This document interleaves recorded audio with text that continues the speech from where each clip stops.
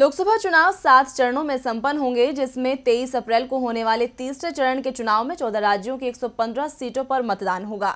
तीसरे चरण में भी कई अहम राज्यों में वोट डाले जाएंगे। तो तीसरे चरण में किन सीटों पर होगा मतदान, आइए देखते हैं। तीसरे चरण के चुनाव की बात करें तो इसमें 115 सीटों पर वोट डाले जाएंगे। इस चरण में असम की 4 सीटों पर धुबड़ी, कोकराझार, बारपोटा और गुवाहाटी पर वोटिंग होगी।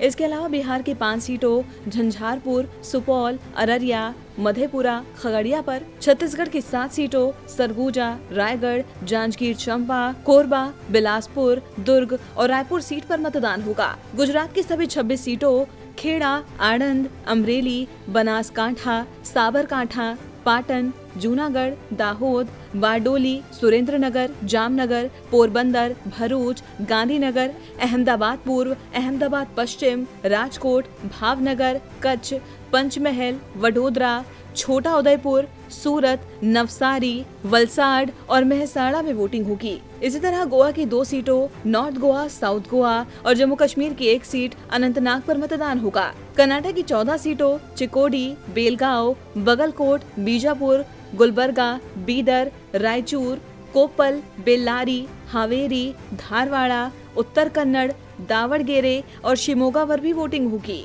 इसी तरह उत्तर प्रदेश की 10 सीटों मुरादाबाद, रामपुर, संभल, फिरोजाबाद, मैनपुरी, एटा, बदायूं, आंवला, बरेली और पीलीभीत। वहीं पश्चिम बंगाल की 5 सीटों पर बालूरघाट, मालदा उत्तर, मालदा दक्षिण, जंगीपुर और मुर्शिदाबाद में वोटिंग होगी। दादर एवं नगर हवेली की 1 सीट दादर नागर हवेली और दमन एवं दीव की 1 सीट दमन दीव पर भी मतदान होगा।